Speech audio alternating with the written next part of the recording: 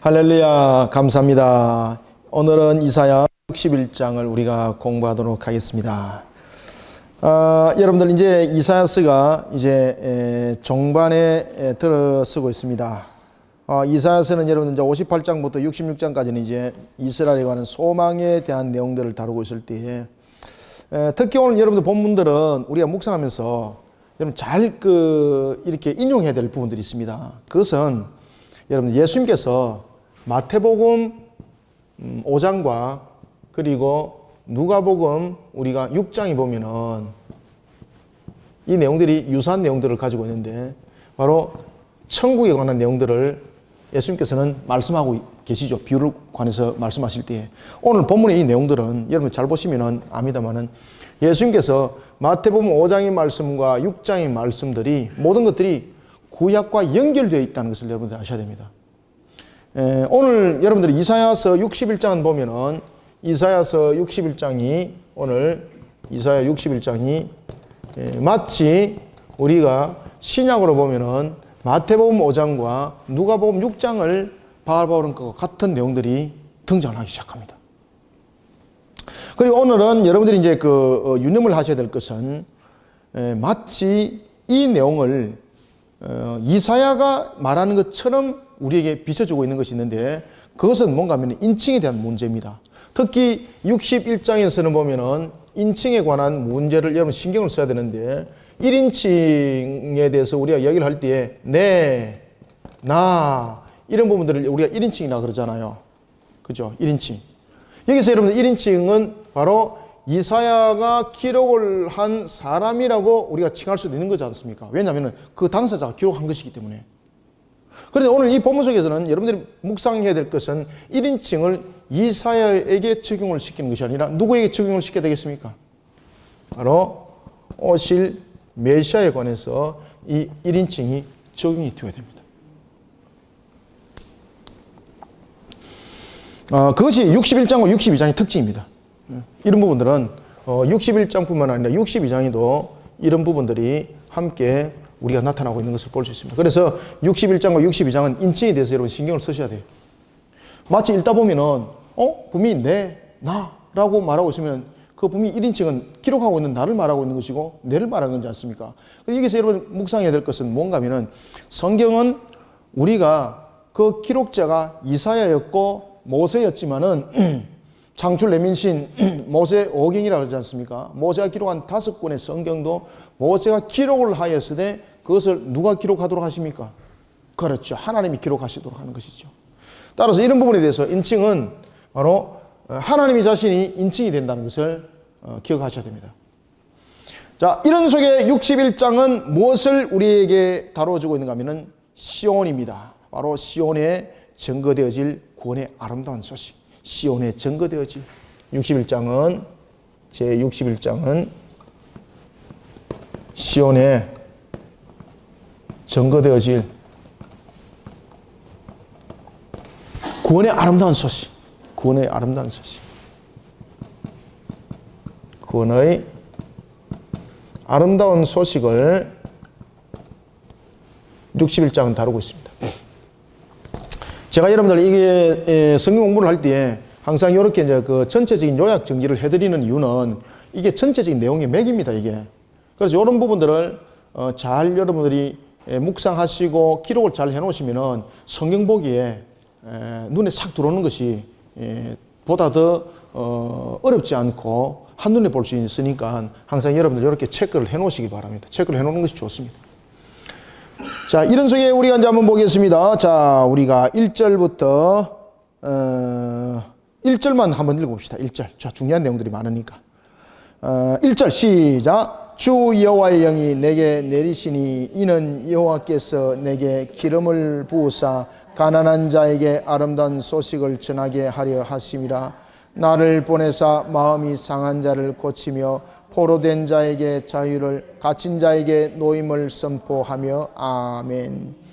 61장에서 주 여호와의 영이 내게 내렸으니 이는 여호와께서 내게 기름을 부어사 가난한 자에게 아름다운 소식을 전하게 하려 하심이라. 나를 보내사 마음이 상한 자를 고치며. 여러분들 이게 이상 아닙니다. 여기서 나를이라는 것은 누구를 말합니까? 그렇죠. 메시아를 말하고 있습니다. 메시아의 사역을 이제 말하고 있습니다. 메시아의 사역이 바로 무엇인가 하면 오실 메시아의 사역이 시온에서 증거되어질 구원의 아름다운 소식이 바로 무엇인가 하면 가난한 자에게 아름다운 소식을 전하게 하실 뿐만 아니라 마음이 상한 자를 고치고 포로된 자를 자유하게 하고. 이거는 바로 죄사함이죠. 죄사함.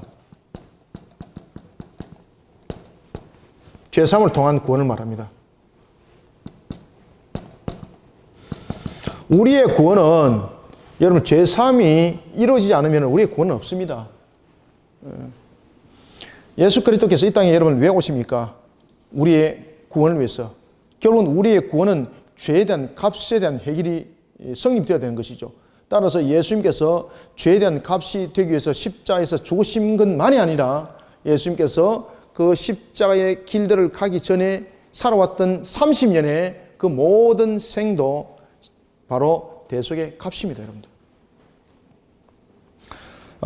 기름 부은 자, 기름을 부으사. 여기서 여러분들 기름을 붓는다는 것은 메시아의 활동을 말합니다. 여기서 말하는 기름을 부음이라는 것은 오실 메시아가 세 가지의 사역들을 펼쳐 나간다는 이야기죠. 첫 번째는 우리가 여러분들 이제 성경대로 순서를 이제 보게 되면은 우리가 사명들을 감당하는 측면에서 신학자들은 제일 먼저 선지자를 먼저 동원을 시키죠. 그런데 저는 이 부분에서 왕을 먼저 저는 등장시킵니다. 뭐 그것은 지금 여기서는 말하면 굉장히 길어지기 때문에 말씀을 드리고 제가 써난 논문들이 있습니다. 나중에 참고를 한번 해보시면 됩니다. 그 부분에서 제가 아주 상세하게 써놨습니다. 선지자와 그리고 왕과 그리고 제사장으로서의 이 기름 부음을 메시아가 역할을 감당한다는 것입니다. 자, 그런데 여기서 여러분들 아셔야 됩니다. 여기서 이제 아셔야 될 것은 기름 부음을 통해서 메시아가 이 세 가지 직분을 감당할 때에 이 세 가지 직분이 그저 신적 위격이라는 것은 신위격 제2위 하나님을 말합니다. 제2위 하나님, 그죠? 제2위 성자 하나님을 말하죠. 그리스도, 그죠? 그리스도. 기름 부은 자로서의 그리스도가 신적 위격 제2위 하나님. 이 속에서 여러분들이 기억을 해야 될 것은 메시아가 이 땅에 오셔서 세 가지 직분을 여러분을 감당할 때에 이 세 가지 직분이 기름 부은 자로서의 메시아로서의 그 역할을 감당할 때 두 가지의 직분의 역할이 있습니다. 첫 번째는 이 부분에 대해서 자신이 이 직분이 하나의 재물이 되는 직분이 되어야 됩니다. 이게 뭔가 하면 대속의 값입니다. 대속의 값. 그 다음에 두 번째는 이 부분들을 회복시켜서 이제 이루어가면서 이 모든 부분들을 이제 진정하게 이 메시아로서의 중보자로서 그 사명들을 감당하는 것을 우리가 함께 볼 수 있는데 이 부분들은 이제 다음에 제가 한번 설명드릴게요. 이 부분들을 여러분들이 지금 설명을 드려도 이해를 잘 못하실 겁니다. 이 부분들을 설명하려면은 설명이 구약에서부터 시작해서 신약에까지 내용들을 좀 길게 여러분들에게 말씀드려야 됩니다. 이 정도만 여러분들에게 그냥 말씀드리고 제가 넘어갈게요. 메시아가 기름 부은 자로서 세 가지 직분으로서 사역을 감당한다는 거죠. 따라서 오늘 본문에 나타나고 있는 것처럼 메시아가 내게 기름 부어사라는 것은 무엇을 말하고 있다? 메시아의 세 직분이 사역의 중심을 이루고 있다는 것을 설명하고 있는 겁니다. 그리고 이 사역은 여러분이 잘 아시는 것처럼 삼위일체적 모습을 가지고 있습니다. 삼위일체적 모습.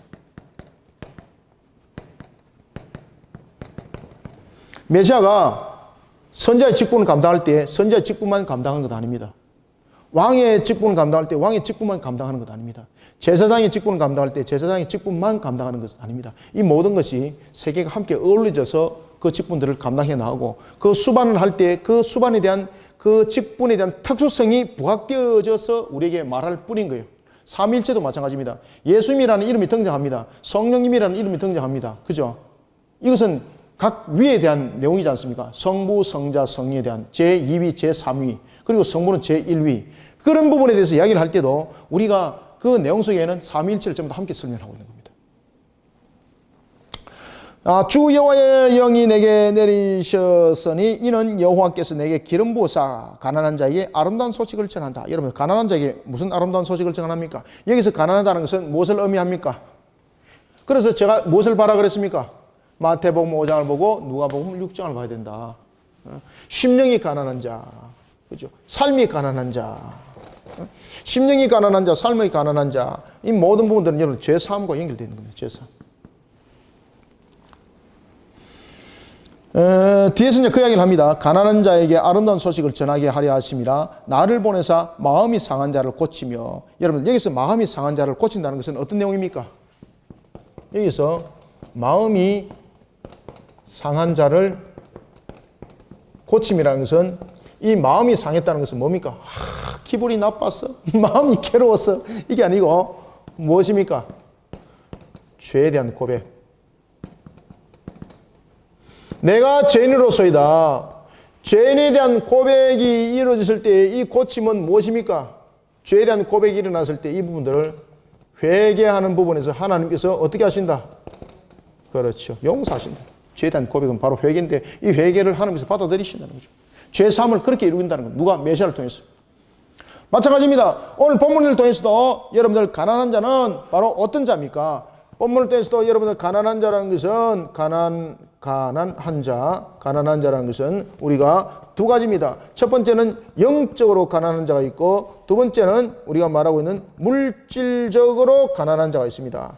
영적으로 가난한 자는 자신이 죄인임을 고백하는 자를 말하고 있고 물질적으로 가난한 자는 불의한 물질을 취하지 아니하여서 불의한 물질을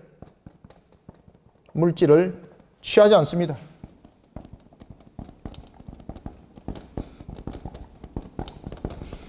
불의한 물질을 취하지 아니하여서 가난한 자들.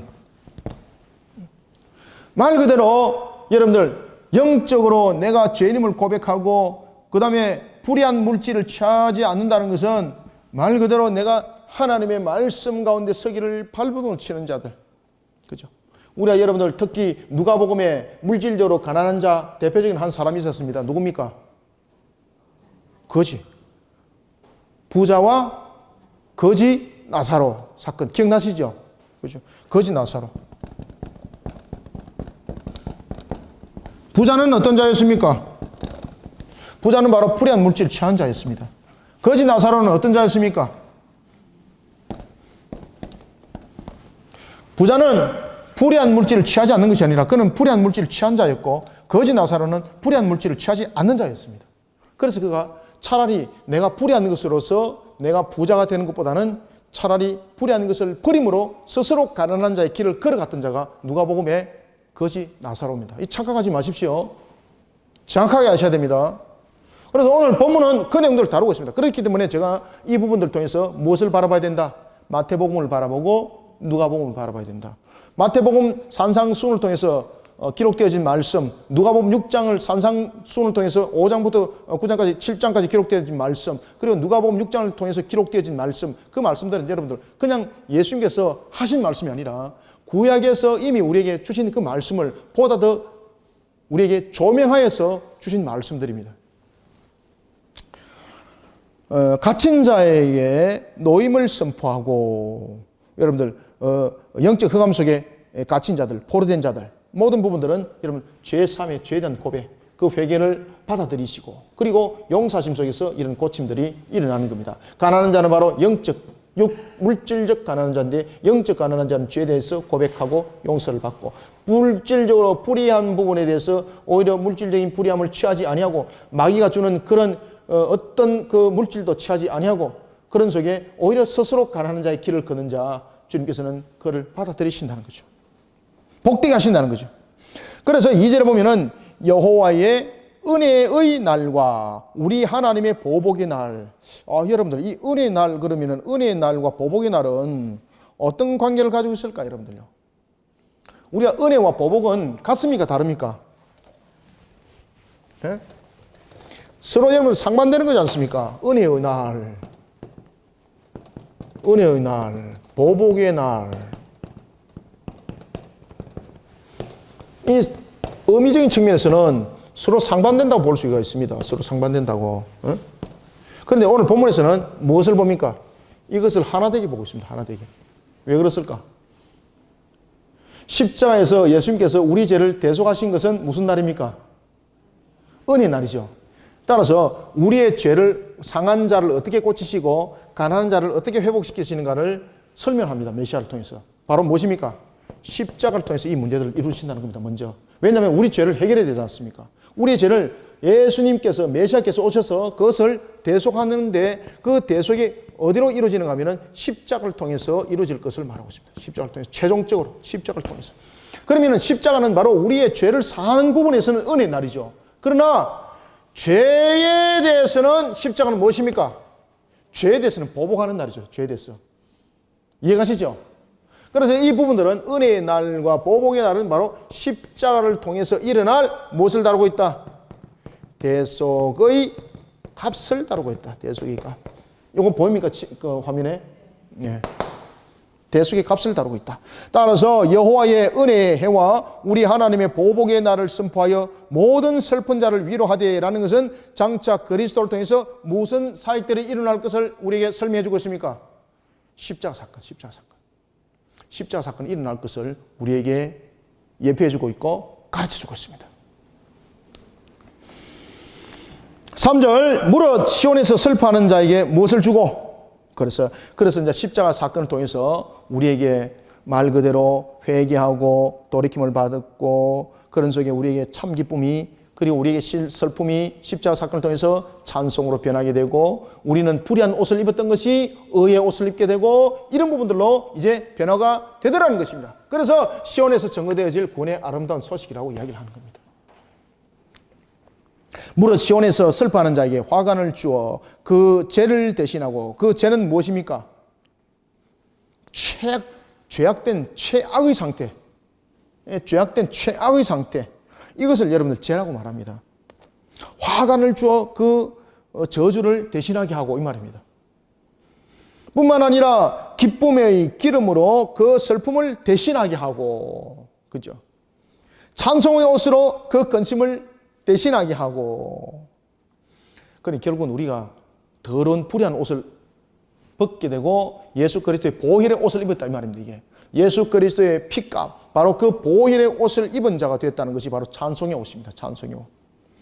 찬송의 옷으로 그 근심을 대신하고 그들이 의의 나무 곧 여호와께서 심으신 그 영광을 나타낼 자라 일컬음을 받게 하시리라. 아멘. 자 여기서 그들이 의의 나무 곧 여호와께서 심으신 그 영광을 나타낼 자라라는 것은 여러분들 나중에 보면은 이 부분들을 무엇과 함께 연결시켜야 되는가 하면은 의의 전가. 예수 그리스도께서 여러분 십자가에서 이루신 그 의가 우리에게 전가됨을 말하고 있는 겁니다. 예수 그리스도께서 십자가에서 죽으셨습니다. 십자가를 통해서 대속의 값을 이뤘습니다. 대속의 값을 이룬 것으로 끝나는 것이 아니라 이것이 마음이 상하고 그리고 가난한 자라 일컫는 그들에게 하나의 무엇으로 이루어진다? 그렇죠. 의의 전가가 이루어진다. 십자가에서 이루신 그 의의 전가가 이루어진다는 것을 우리에게 설명하고 있습니다. 그래서 따라서 그들이 의의 나무 곧 여호와께서 심으신 그 영광을 나타낼 자라 일컬음을 받게 하시리라. 예수님 자신만 의로운 것이 아니라 십자가에서 그 자신만 의를 이룬 것이 아니라 그 의가 우리에게 전가됨으로 우리도 예수 그리스도의 인침받은 자, 속한 자가 되어서 우리 자신이 의로운 자가 된다. 우리의 의로움의 방법들이 이렇게 성립됨을 이사야서를 통해서 우리에게 가르쳐주고 있습니다. 자, 4절부터 5절 2절 읽습니다. 시작. 그들은 오래 황폐하였던 곳을 다시 쌓을 것이며 옛부터 무너진 곳을 다시 일으킬 것이며 황폐한 성읍 곧 대대로 무너져 있던 것들을 정수할 것이며 외인은 서서 너희 양떼를 칠 것이요 이방 사람은 너희 농부와 포도원 지기가 될 것이니라. 아멘. 이 내용들은 이 4절부터 7절은 어떤 내용을 다루고 있는가 하면 이제 선민들이 자신의 땅에서 어떻게 회복될 것인지 그리고 그 축복들이 어떻게 열거되어지고 제시되어질 것인지를 설명하고 있는 거죠. 그러면은 우리가 이 죄로 인하여서 일어났던 우리의 환경들과 우리의 여러 가지 조성되어져 있던 죄에 대한 어떤 문제로서 일어났던 우리의 무너짐들이 회복을 받는다는 것이죠. 여러분들 잘 아시는 것처럼 그 마가복음에도 여러분 등장하지요. 나병에 걸린 환자가 예수님께 나왔습니다. 주일도 제가 여러분들에게 말씀드렸습니다. 그가 예수님께 나오면서 무엇이라고 말하고 있습니까? 내가 병 낫기를 원합니다고 말했습니까? 깨끗함을 받기를 원한다 그랬습니까? 그렇죠. 깨끗함을 받기를 원합니다. 이것은 어떤 뜻을 가지고 있습니까? 그 나병이 질병으로 인하여서 일어난 병이 아니라 하나님께서 저주하였어. 내가 죄인인 거로 내가 저주받아서 그런 병이 났다는 것이죠. 그래서 씻는다는 것은 내 죄를 씻어 주옵소서. 내 죄가 씻김 받지 않고는 이 병은 치료될 수 없다는 것이죠.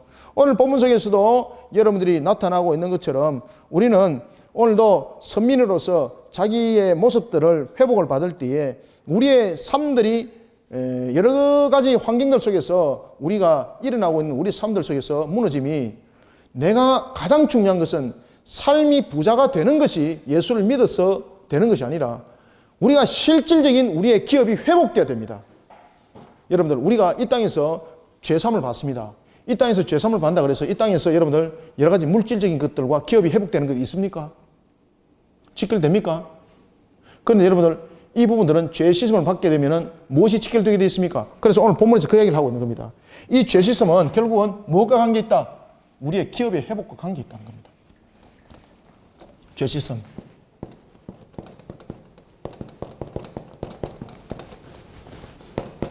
죄삼이죠. 이 죄삼은 십자가의 근원을 이루고 있는 그 값으로 인해서 우리는 죄삼을 받는 거죠. 이 죄삼에 대해서 이야기를 하면서 어떤 이야기를 하고 있는가 하면 기업의 회복을 말하고 있습니다. 기업의 회복. 우리는 예수 그리스도를 믿음으로써 정말로 우리의 기업들이 무엇이 이 땅에서 회복된 것이 무엇이 있습니까? 여러분 예수 믿었다고 해서 여러분들이 그 못 살던 삶들이 넉넉해진 삶으로 변화된 일이 있습니까? 예수 믿어가지고 예수 믿자 말자 여러분들의 삶들이 저주 가운데 놓여있던 그런 삶들이 무너져 버렸던 나의 형편들이 회복이 된 적이 있습니까? 아니잖아요. 그런데 오늘 본문에 보면은 그 이야기를 하고 있습니다. 이 부분들은 무엇을 우리에게 말하고 있는가 하면 바로 새하늘과 새 땅입니다. 새하늘과 새 땅.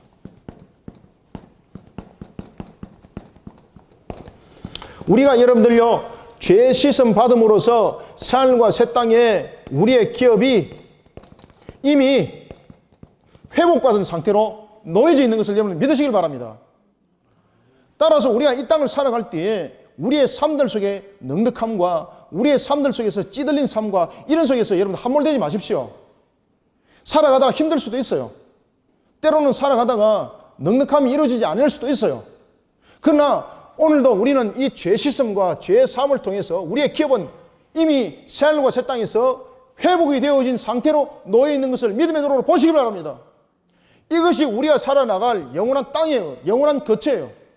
이 땅에서 살아가는 것은 여러분들 70년과 100년을 잘 살아봐야 100년이라고 말하지만 100년도 못 사는 사람들이 대부분이잖아요.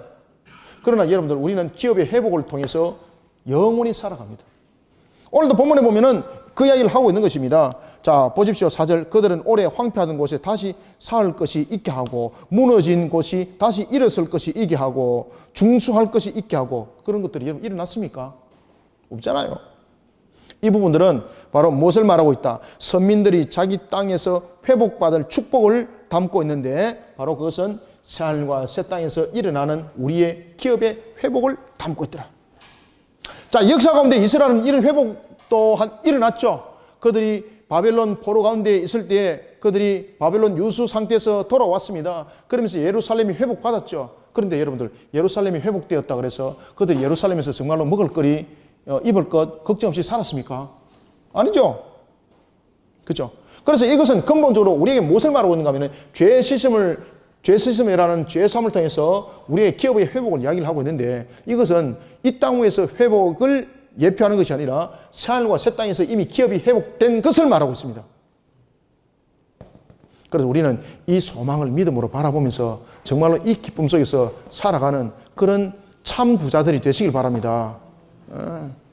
과거에 여러분들 BC 카드 가지고 부자 되세요 이래가지고 카드 만드는 사람 전부 다 빚덩어리 속에 들어앉았지 않습니까? 진짜로 부자 된 줄 알고 카드가 껐는데 나중에 전부 다 빚쟁이 되었더라.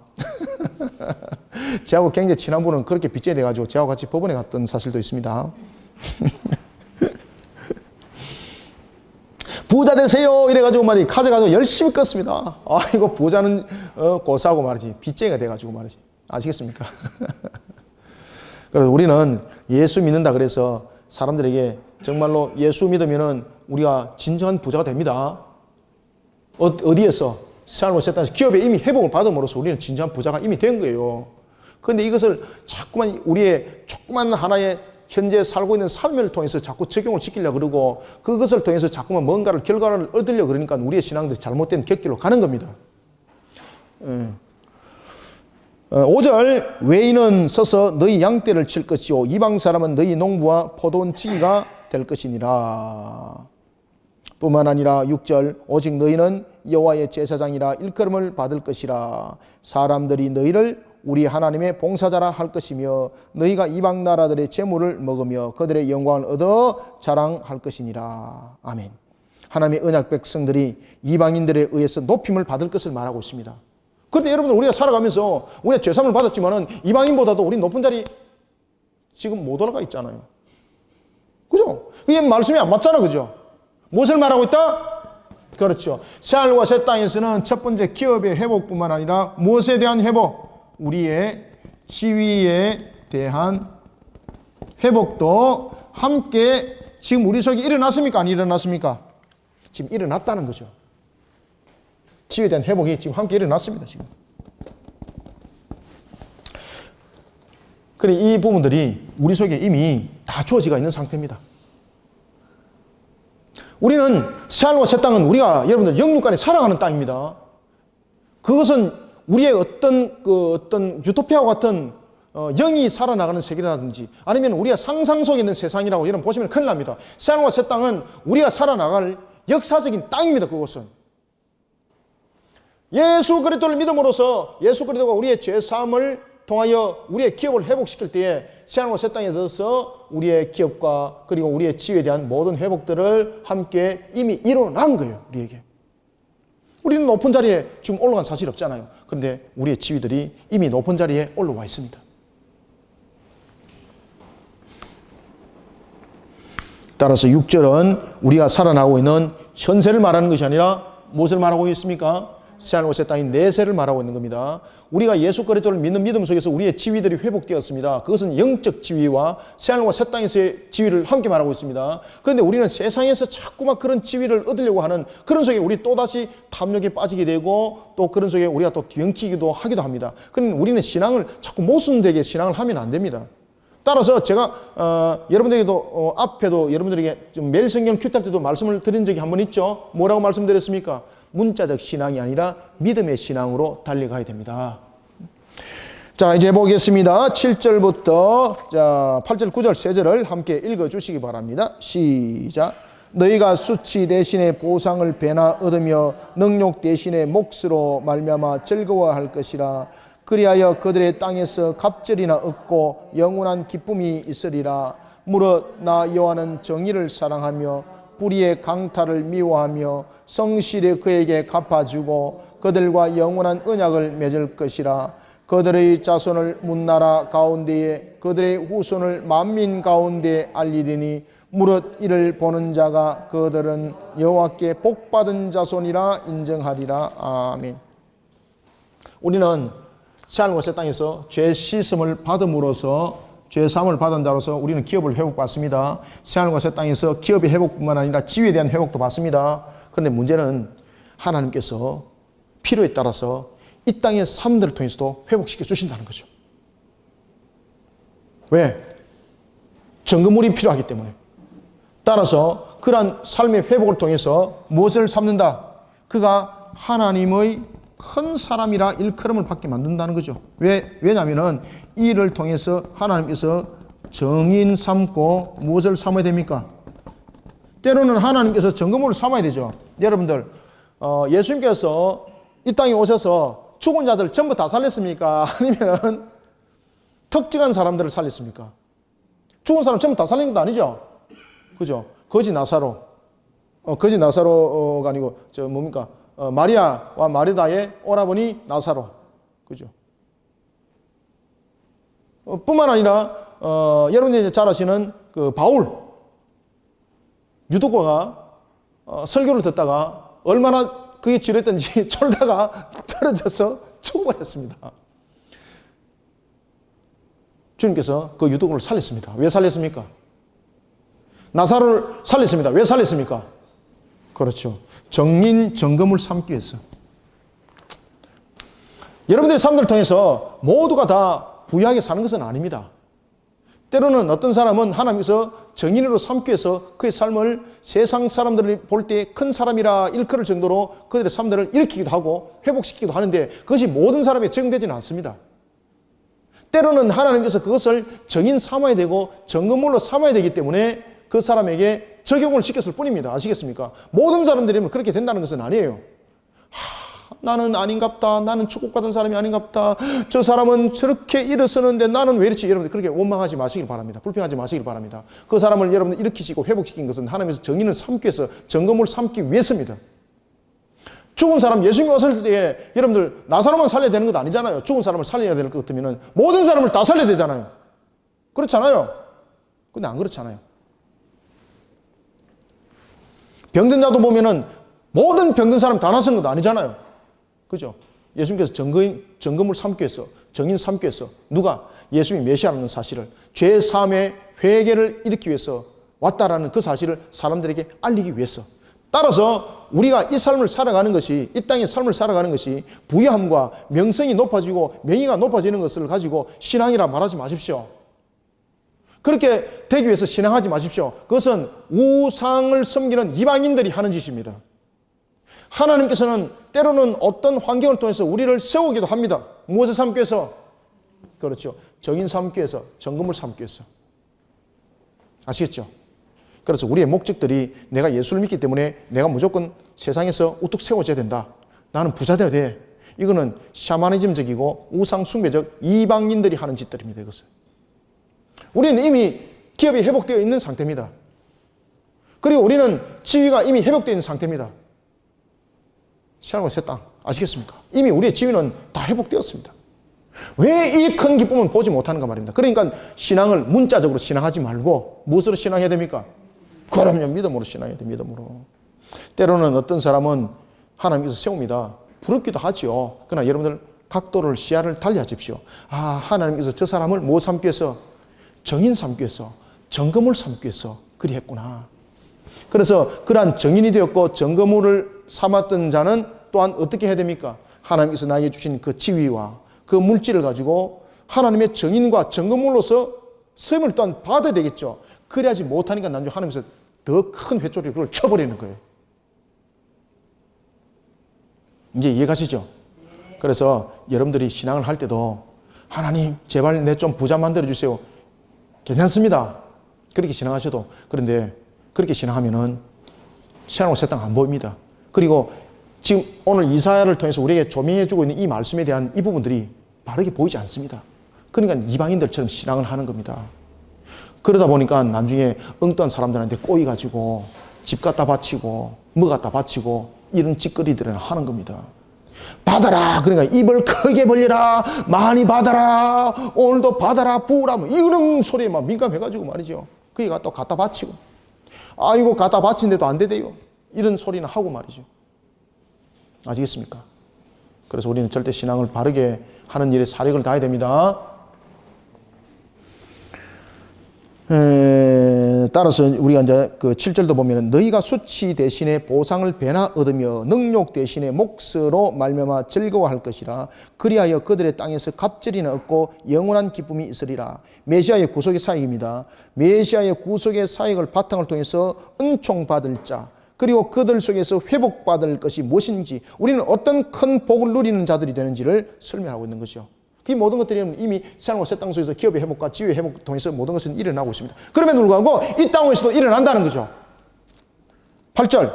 물은 나 여호와는 정의를 사랑하며 불의의 강탈을 미워하고 8절 잘 주목하셔야 됩니다. 그 다음에 성실히 그들에게 갚아주고 그들과 영원한 언약을 맺을 것인데, 그렇게 언약을 맺는데 문제는 그러한 하나님의 백성들이 정말로 세상을 주인답게 살고 있고 정말로 그들이 권세자로 살고 있는 것을 이방인들에게 보여줘야 될 문제도 있는 것 아니겠습니까?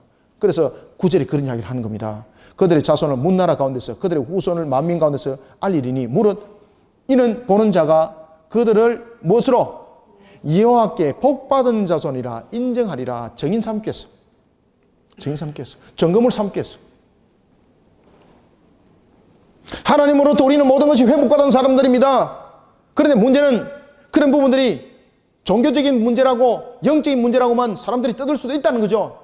그런데 그것이 아니라 사실적인 새하늘과 새 땅에서 일어나고 있는 이것이 사실인 것이고 이것이 너희들에게 이 땅에 내가 한 사건을 통해서 조명해 주겠다는 거죠. 따라서 하나님의 큰 사람이라 부르는 그들은 하나님의 증인과 증거물로 쓰임받는 사람이라는 거죠. 그래서 모든 사람에게는 이런 일들이 일어나지는 않습니다. 그래서 여러분들 그것을 불효하지 마시고 항상 나는 뭐 속에 있다. 이미 기업을 회복받았고 이미 치유돼서 나는 이미 이방인 가운데서도 이방 나라들 가운데서도 가장 높은 자리에 이미 올라가 있는 자라는 것을 믿음의 눈으로 새하늘과 새 땅을 보라 이 말입니다. 새하늘과 새 땅을 보라. 그래야지 아니하니까 샤머니즘적인 신앙 속에 빠져가지고 그죠? 하나님 부자 되게 해주세요. 부자 되게 해주세요. 그래서 이제 비시카드 받아가지고 거지 돼버리고 그죠? 부자 되세요. 이래가지고 빚더미 속에 이제 올라가 앉아가 있고 이렇게 되는 겁니다, 여러분들. 따라서 우리의 방향과 목표는 이미 하나님께서 죄사함을 통해서 이미 이루어 주셨습니다. 이제는 다음 단계로서 하나님의 큰 사람이라는 것은 세상 사람들에게 새하늘과 새 땅 속에서 우리가 이미 기업을 회복받았고 높은 지위에 있다는 것을 그들에게 증거하기 위해서 우리를 세워서 그렇게 만든다는 거죠. 그것이 내가 될 수도 있고 다른 사람이 될 수도 있는 거죠. 그래서 그런 부분에 대해서 절대 불평하지 말라는 겁니다. 절대 불평하지 마시길 바랍니다. 하나님께서 이스라엘 백성들을 출애굽을 시킬 때에 10가지 재앙을 왜 내린다 그랬습니까? 2가지 이유가 있다 그랬죠. 우상을 향해서는 심판이었고 두 번째는 이스라엘 향해서 그리고 이방인들을 향해서 그렇죠. 하나님이 오직 유일한 신이라는 것을 못하기 위해서 그렇죠. 정가하기 위해서 정인 증거물이죠.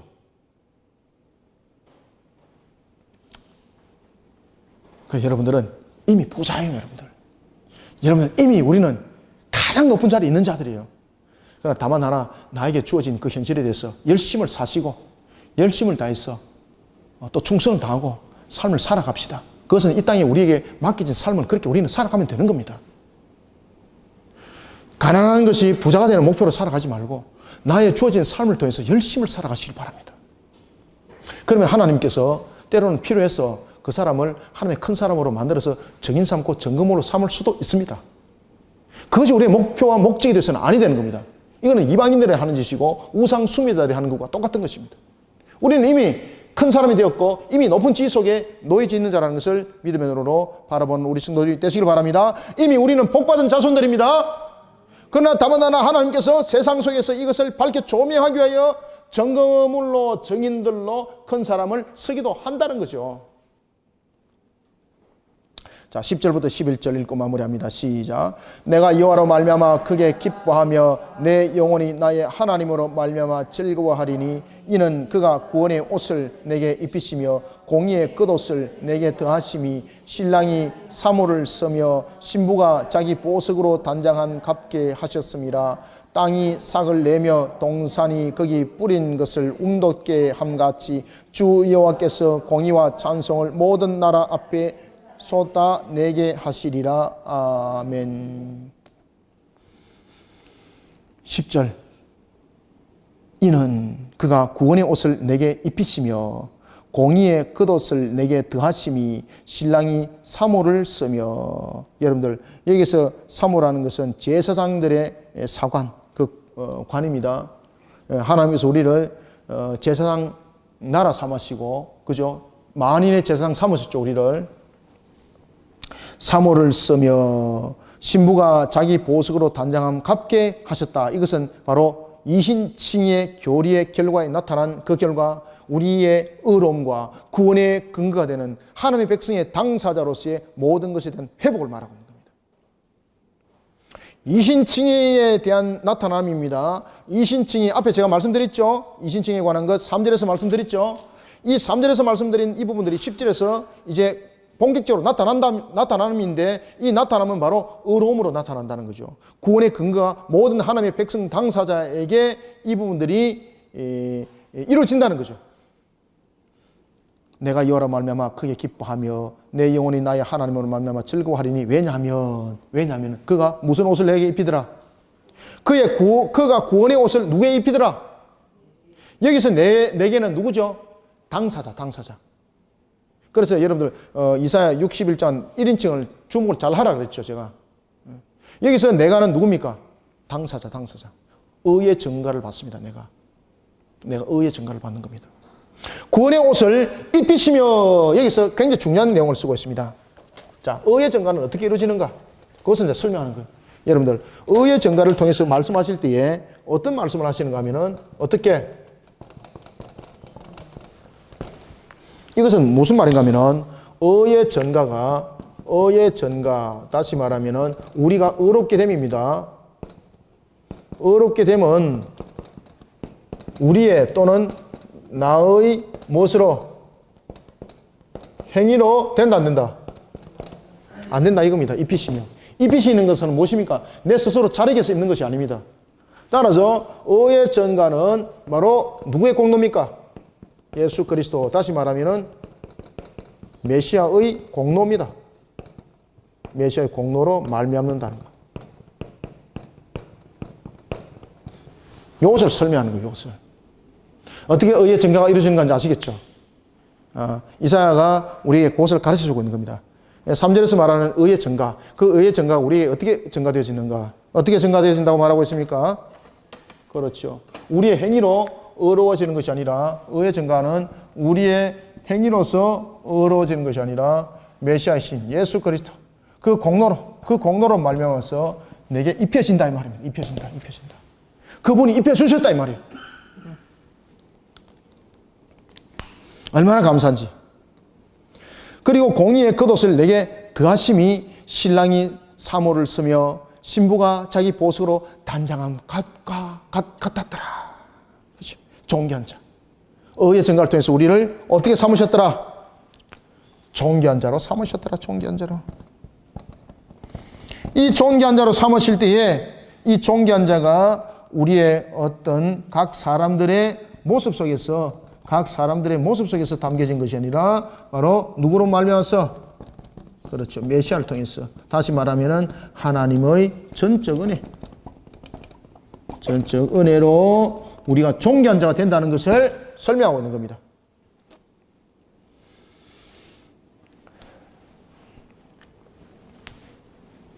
(11절을) 말합니다. 땅이 삭을 내며 동산이 거기 뿌린 것을 움돋게 함같이 주 여호와께서 공의와 찬송을 모든 나라 앞에 솟아나게 하시리라. 아멘. 메시아를 통해서 모든 나라들 그 목전 앞에서 공의와 그리고 찬양이 널려 울려 퍼지게 하시겠다는 것입니다. 자, 오늘 우리는 이사야 61장을 통해서 우리가 중요한 내용들을 우리가 보았습니다. 우리는 시온의 증거가 되어질 구원의 아름다운 소식을 우리에게 전해주는 그 일들에 있어서 죄사함이 우리의 근거가 되더라. 그리고 또한 우리의 죄사함이라는 것은 우리로 하여금 천국에 이미 기업이 회복받은 것과 지위에 있어서도 모든 것이 회복받은 것에 대해서 우리에게 말하고 있더라. 그러나 우리는 때로는 세상을 살아갈 때에 하나님께서 세상의 정인과 증거를 삼기 위해서 세상 사람들에게, 이방인들에게, 또한 믿음을 가진 자들에게도 믿음의 격려를 하기 위해서, 동료를 하기 위해서 때로는 큰 사람으로 세우기도 하더라. 그런데 우리의 신앙들은 그것이 목적이 되어서는 아니 된다. 왜? 우리는 이미 큰 사람이 되어 있는 상태다. 다만 하나 큰 사람이 된 것은 출애굽 상태에서도 이스라엘 백성들에게 하나님께서 열장을 통해서 이스라엘로 하여금, 이방인들로 하여금 하나님이 누군가를 알게 했던 것처럼 그런 도구로 그를 사용했을 뿐이라는 것이죠. 따라서 우리는 세상을 삶을 살아갈 때에 내가 부자가 되는 것, 높은 자리에 올라가는 것, 이것을 목표 삼아서 신앙하지 마시라는 겁니다. 우리는 이미 부자가 되었고 이미 지위가 회복된 상태입니다. 다만 하나 우리는 이 땅을 살아갈 때에 자신에게 주어진 삶에 대해서 열심을 다하고 최선을 다하는 청지기들이 되시길 바랍니다. 이런 속에 우리는 세상 사람들이 입는 불의한 옷을 입지 않아야 되는 것입니다. 오늘 하나님께서 나에게 입혀주신 그 보혈의 옷에 대해서 감사하고 환경에 대해서 감사하고 주어진 것에 대해서 찬양하고 그런 기쁨 속에 우리 살아갑시다. 이런 우리 성도들이 되시기를 소망합니다.